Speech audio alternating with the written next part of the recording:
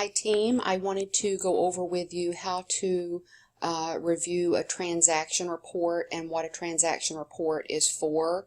Now my screen that I have here is a management screen. Yours will be a little bit smaller options here, but you're basically going to be looking for a transaction report. And what the transaction report is used for is so that you can keep track of any order that was keyed, canceled, basically anything that hit your numbers will be able to be seen on the transaction report. So let's say, for example, you are at $30,000 today, you're off the next 2 days, you come back to work, and now you're down to $22,000, and you're wanting to know where that $8,000 went to and why your volume changed. The transaction report is how you would be able to determine that.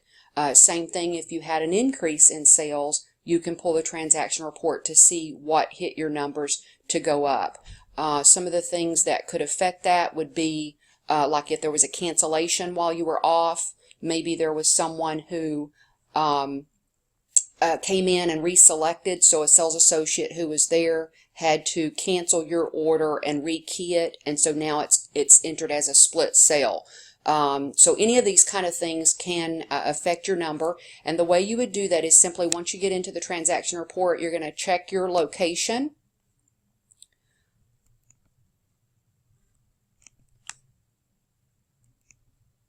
You're going to check all customers.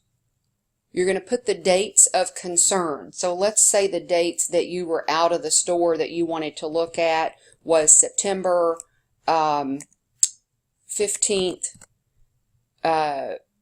through the 18th. Maybe you were off 3 days or something like that.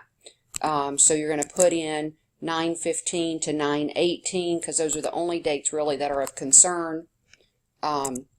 Here under cost, you're simply going to check actual, and then we're looking at written, of course, in this case. And then I'm going to enter here, instead of clicking all salespeople, I'm only interested in viewing my actual orders. So I'm going to maybe put, let's just put someone's initials in here so we can have something pull up. Obviously, you'd put your initials in that spot if you're looking at your own orders. So it's going to take just a second to spool up. And then once you open it up, as you can see, this is going to show any orders that actually were keyed to that salesperson's name. Tells you here the initials of who it is. Shows you everything about the order. If you want to go on through to other areas to see what else affected your number, you can see these are all new sales during those 3 days. Now this section here, it says the following are all price quotes. So these are just some that was a quote written but not actually an order counting in your figures. And then we have right below that, we have layaway to firm. That means that someone who had a quote in the system converted it to a real order. Therefore, that one is affecting your numbers.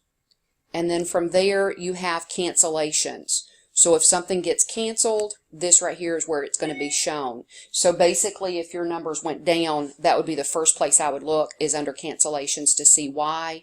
And then if that doesn't really clear up your answers, you can go in and look at the cancellation to see if maybe there was a new order keyed that became a split, or whatever happened with that order. Okay, so again, I always like to point this out to new hires so you don't have to be concerned about keeping up with every sales order that you've ever made, because your transaction report and your open sales reports basically do that for you without you having to print extra copies and find out where you're going to store them at. Okay, so I hope that helps. Thanks so much.